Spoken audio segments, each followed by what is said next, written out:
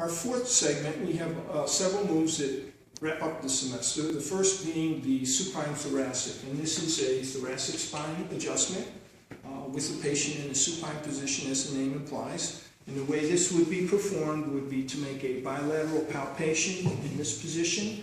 We square ourselves and then just forward body drop.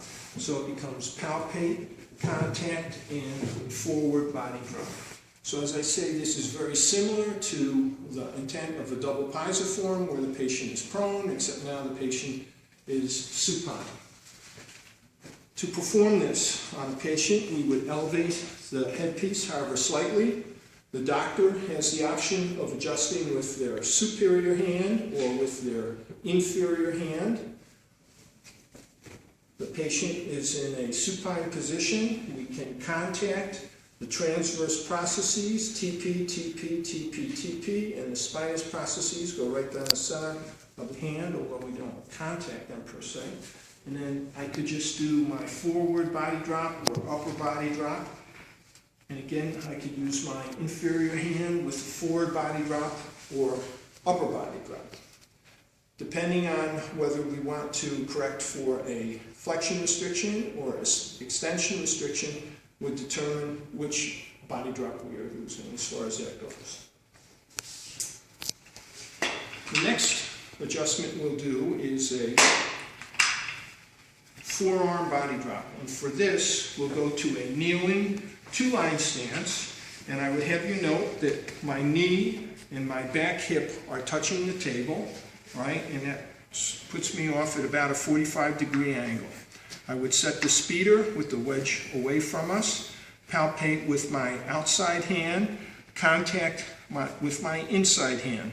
Note, you don't want to put your fingers in the speeder. You make that mistake only once. I can stabilize the wrist. The forearm is flat on the speeder. I come down 4 to 5 inches, and then this just simply becomes an upper body drop. Drop. Set it up again. Palpate outside, contact inside, stabilize the wrist, get down 3 to 4 inches, and then upper body drop. Okay? We want to hit the speeder with some force. We would set the speeder with a higher tension than we've been accustomed to using before. And I will also note this is the only time we use a speeder where we're not doing a toggle recoil. The setup for this on the spine is the patient would be in side posture. Their body is facing us.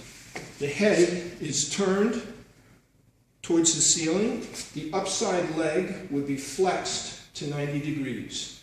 And then we have 5 possible contacts that we can use when we do this adjustment. Beginning with the PSIS or SI joint would be 1. Our second would be the ish tube, contacting there.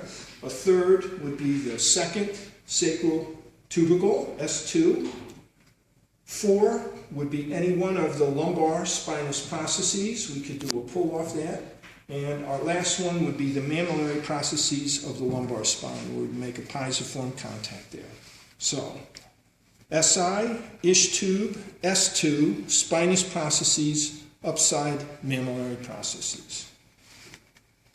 Our final 2 adjustments, we will use a belt, and the first one is called A to P, P to A glide, and it's a simple to get you used to the different types of joint play that we can do. We would go thumb next to thumb contact, and then we can just contact and glide, contact and glide, contact and glide.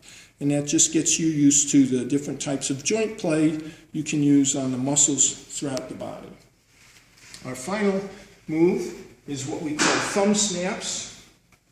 And here we would just take our rope or belt, put it on the table, and we can go thumb next to thumb, and we're going to lower and snap down, lower and snap down, lower and snap down. And we're calling that snap down ulnar flexion at the wrist. Or we can raise and snap up, raise and snap up, raise and snap up. And we're calling that radial flexion of the wrist.